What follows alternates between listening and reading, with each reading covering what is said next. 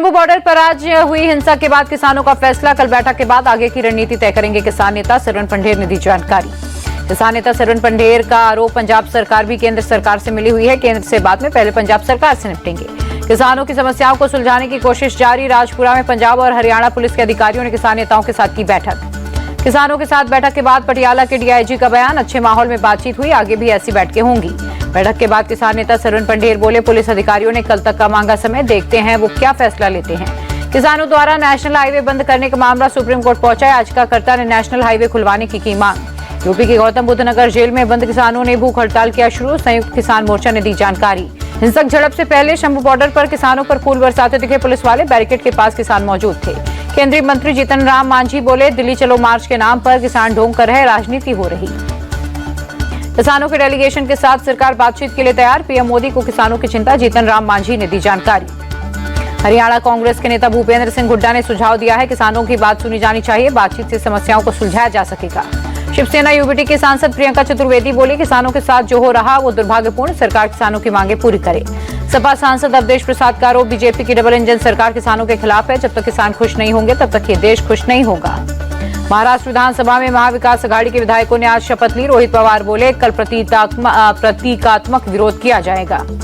शरद गुट के एनसीपी नेता रोहित पवार बोले, अगर एमवीए गुट के विधायक शपथ नहीं लेते तो लोग सवाल उठाते। सत्ता पक्ष की मनमानी रोकने के लिए शपथ ली। महाराष्ट्र बीजेपी नेता राहुल नार्वेकर ने विधानसभा अध्यक्ष पद के लिए नॉमिनेशन फाइल किया। कल चुनाव होगा। महाराष्ट्र विधानसभा में सपा विधायक रईस शेख ने प्राइवेट मेंबर बिल किया पेश। माकोका के तहत ईश निंदा के दोषियों पर कार्रवाई की मांग। बिल में रईस शेख ने दी जानकारी। कहा, सोशल मीडिया पर सिर्फ मुस्लिम ही नहीं, हिंदू देवी देवताओं का अपमान होता है। मेरा बिल कानून व्यवस्था में करेगा सुधार। महाराष्ट्र कांग्रेस चीफ नाना पटोले बोले, महाराष्ट्र की जनता को लगता है कि मौजूदा सरकार उनके वोटों से नहीं बनी।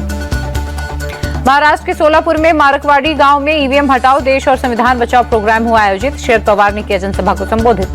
पवार बोले, चुनाव में कोई हारता है तो कोई जीतता है। वोट डालने के बाद वोटर कॉन्फिडेंट दिखता है, लेकिन महाराष्ट्र चुनाव को लेकर मतदाता कॉन्फिडेंट नहीं है। मरकड़वाड़ी गांव के लोग बैलेट पेपर से मॉक पोल कराने की मांग पर अड़े हैं। उनका आरोप है कि ईवीएम से चुनाव में धांधली हुई है। शिवसेना यूबीटी विधायक आदित्य ठाकरे बोले, मरकड़वाड़ी में बैलेट पेपर से मॉक पोल कराने से कुछ नहीं बदलेगा, सिर्फ सच्चाई पता चलेगी। कांग्रेस नेता असलम शेख ने मांग की है, अगर दुनिया के विकसित देश बैलेट पेपर से चुनाव करा रहे हैं तो भारत में भी होना चाहिए। महाराष्ट्र भाजपा प्रमुख चंद्रशेखर बावनकुले ने शरद पवार को हार स्वीकार करने की दी सलाह। कहा, विधानसभा चुनावों में लोगों ने शरद पवार को नकार दिया। एमवीए को डिप्टी सीएम एकनाथ शिंदे ने सलाह दी। कहा, जनता ने बहुत बहुमत साफ तौर पर हमें दिया है, विपक्ष उसका स्वागत करे।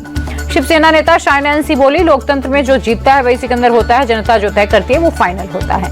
शिवसेना नेता आदित्य ठाकरे बोले, महाराष्ट्र में समाजवादी पार्टी बीजेपी की बी टीम की तरह काम करती है, इसलिए अबू आजमी हमें ना सिखाएं। आदित्य ठाकरे ने अबू आजमी को जवाब दिया। कहा, हमारा हिंदुत्व तो सिर्फ इतना है, मुंह में राम हाथ को काम। आदित्य ठाकरे को सपा नेता रईस शेख ने जवाब दिया। कहा, हमें बीजेपी की बी टीम ना बनाए। सपा ने आदित्य ठाकरे के लिए चुनाव प्रचार किया। रईस शेख ने आदित्य ठाकरे से मांगा जवाब। पूछा, बाबरी मस्जिद विध्वंस पर उनके नेता मिलिंद नार्वेकर ने जो बयान दिया है उस पर जवाब दें। ममता के बयान पर बोले, आरजेडी नेता तेजस्वी यादव, इंडिया अलायंस के लोग तय करेंगे नेतृत्व कौन करेगा। अगर किसी वरिष्ठ नेता को भूमिका दी गई तो हमें कोई आपत्ति नहीं है। आरएलडी नेता मलूक नागर बोले, इंडिया अलायंस के नेताओं में मतभेद। ममता, अखिलेश और केजरीवाल ने राहुल गांधी को खारिज कर दिया। सपा सांसद राम गोपाल का बयान, हम चाहते हैं इंडिया अलायंस बना रहे और मिलकर चुनाव लड़े। कांग्रेस के पूर्व नेता आचार्य प्रमोद कृष्णम का बयान, राहुल गांधी ने कांग्रेस जैसे लोगों का अंतिम संस्कार कर दिया, वैसे इंडिया अलायंस का पिंडदान कर देंगे। बंगाल बीजेपी नेता अग्निमित्रा पॉल ने तंज किया। कहा, ममता बनर्जी से बंगाल संभल नहीं रहा, पहले वो बंगाल संभालें। सुभाषपा प्रमुख ओम प्रकाश राजभर ने बड़ा दावा किया, 2027 चुनाव में सपा को सभी सीटों पर हराने का काम करूंगा। ओम प्रकाश राजभर ने सपा पर आरोप लगाया। कहा, पिछड़ी जातियों को तेज पत्ते की तरह इस्तेमाल करती है, मुस्लिमों को अपना वोट बैंक मानती है। दिल्ली के करोल बाग में आप संयोजक अरविंद केजरीवाल ने की पदयात्रा। कहा, 10 सालों में बीजेपी ने दिल्ली की कानून व्यवस्था को खत्म किया। दिल्ली से बीजेपी सांसद बांसुरी स्वराज बोली, विधानसभा चुनाव में आम आदमी पार्टी हारेगी, जनता इस सरकार से परेशान हो गई। दिल्ली बीजेपी के नेता प्रवेश वर्मा का बयान, आप विधायकों के गैंगस्टर से संबंध है और दिल्ली की कानून व्यवस्था के लिए केजरीवाल गृह मंत्री पर आरोप लगाते हैं। कल से 12 दिसंबर तक झारखंड विधानसभा का सत्र चलेगा। सीएम सोरेन ने मंत्री और विधायकों के साथ स्पीकर के चयन पर की चर्चा। संसद के सत्र में सीमा संशोधन विधेयक पेश नहीं हो पाएगा, सोर्सेस की खबर। पीएम मोदी कल हरियाणा और राजस्थान जाएंगे। Rising Rajasthan global investment summit का करेंगे उद्घाटन। पीएम मोदी हरियाणा में एलआईसी की बीमा सखी योजना करेंगे लॉन्च। करनाल के महाराणा प्रताप हार्टिकल्चर यूनिवर्सिटी के मेन कैंपस की आधारशिला भी रखेंगे। पल्स पोलियो अभियान कई राज्यों में शुरू हो गया है। राजस्थान में 87 लाख से ज्यादा और यूपी में 3 करोड़ से ज्यादा बच्चों को दवा पिलाई जाएगी। एमपी के सीएम मोहन यादव ने भोपाल से पल्स पोलियो अभियान की शुरुआत। 16 दिसंबर तक 16 जिलों में अभियान चलेगा। जोधपुर में सीमा सुरक्षा बल की 60वीं स्थापना दिवस पर परेड आयोजित। कार्यक्रम में गृह मंत्री अमित शाह हुए शामिल। गृह मंत्री अमित शाह ने ऐलान किया, सीमा सुरक्षा के लिए व्यापक एंटी ड्रोन यूनिट बनाया जाएगा। अमित शाह ने बीएसएफ की तारीफ की। कहा, बॉर्डर पर कोई अप्रिय घटना होती है तो गृह मंत्री को चिंता नहीं होनी चाहिए, क्योंकि उन्हें पता होता है बॉर्डर के बीएसएफ के जवान तैनात हैं। जयपुर में शहीदों के सम्मान में ऑनर रन आयोजित। राजस्थान के मंत्री राज्यवर्धन राठौड़ ने मैराथन को दिखाई हरी झंडी। मुंबई में WNC नेवी हाफ मैराथन का आयोजन। बड़ी संख्या में शामिल लोग। महाराष्ट्र के लातूर में 103 किसानों की पुश्तैनी जमीन पर वक्फ बोर्ड का दावा। किसानों को दिया गया नोटिस। वक्फ बोर्ड के दावे पर बीजेपी नेता योगेश सागर बोले, ये तत्कालीन कांग्रेस सरकार का पाप। बोर्ड को अतिरिक्त शक्तियां देकर उन्होंने पाप किया। महाराष्ट्र बीजेपी चीफ चंद्रशेखर बावनकुले बोले, वक्फ बोर्ड की बदमाशी बंद होनी चाहिए। मामले की जांच कर लातूर के किसानों को न्याय मिले। डिप्टी सीएम एकनाथ शिंदे बोले, महाराष्ट्र में जनता की सरकार है, लातूर के किसानों के साथ अन्याय नहीं होने देंगे। बिहार के किशनगंज में जमीयत उलेमाए हिंद के अध्यक्ष मौलाना महमूद असद मदनी का बयान। देश की वर्तमान स्थिति अत्यंत संवेदनशील और चिंताजनक है। वक्फ बोर्ड और मस्जिदों को लेकर बोले मौलाना महमूद मदनी, हमारे धार्मिक मामले में हस्तक्षेप किया तो संविधान के दायरे में अंत तक लड़ेंगे। पीडीपी नेता इल्तिजा मुफ्ती हिंदुत्व को बीमारी बताते हुए नजर आई। कहा, हिंदुत्व नफरत का दर्शन है। हिंदू धर्म प्रेम और धर्मनिरपेक्षता को बढ़ावा देता है। बीजेपी नेता रविंद्र रैना ने इल्तिजा मुफ्ती के बयान पर माफी मांगने के लिए कहा, राजनीति में मतभेद हो सकते हैं, लेकिन अपमानजनक भाषा का इस्तेमाल नहीं होना चाहिए।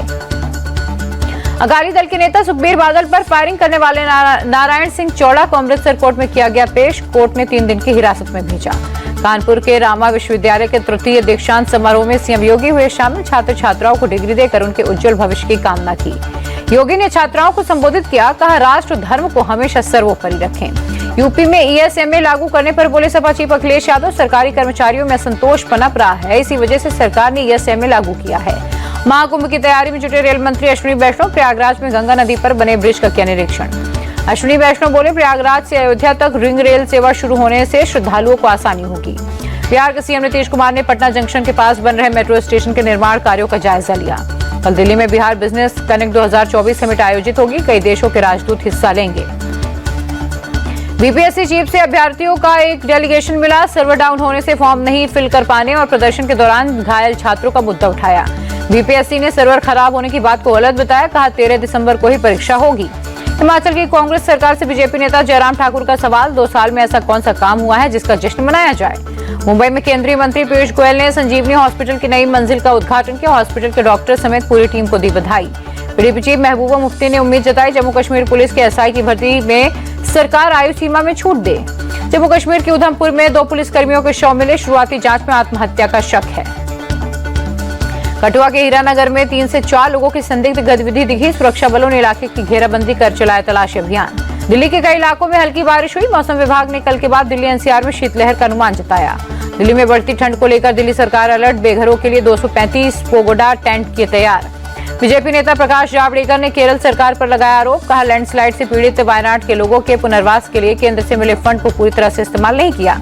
जम्मू कश्मीर के गुलमर्ग में शानदार नजारा दिखा। ताजा बर्फबारी से चारों तरफ बर्फ की चादर दिखी। बांग्लादेश में हिंदुओं पर हो रहे अत्याचार के खिलाफ गाजियाबाद में आक्रोश सभा आयोजित। बांग्लादेश सरकार से हमले रोकने की मांग की। लखनऊ में मुस्लिम समाज ने बांग्लादेश के केयरटेकर प्रधानमंत्री यूनुस का पुतला फूका। हिंदुओं के खिलाफ हो रहे अत्याचार का किया विरोध। कश्मीरी अल्पसंख्यकों ने श्रीनगर में बांग्लादेश में जारी हिंसा के खिलाफ किया प्रोटेस्ट। टीएमसी नेता कुणाल घोष का बयान, बांग्लादेश में जो हो रहा उसको रोकने के लिए केंद्र सरकार कुछ भी नहीं कर रही है।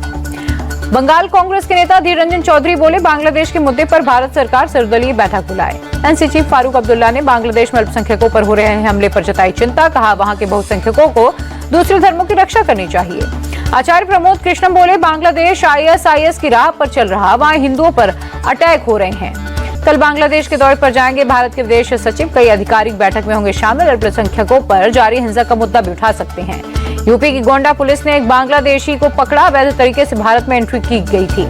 एडिलेड टेस्ट में भारत की शर्मनाक हार। ऑस्ट्रेलिया ने 10 विकेट से दूसरा टेस्ट मैच जीता। 5 मैचों की सीरीज 1-1 से बराबर। दूसरी पारी में टीम इंडिया 175 रनों पर सिमटी। नीतीश रेड्डी ने सबसे ज्यादा 42 रन बनाए। ऑस्ट्रेलिया की ओर से दूसरी पारी में कैप्टन पैट कमिंस ने सबसे ज्यादा 5 विकेट झटके। स्टार्क ने 2 और बोलैंड ने 3 बल्लेबाजों को आउट किया।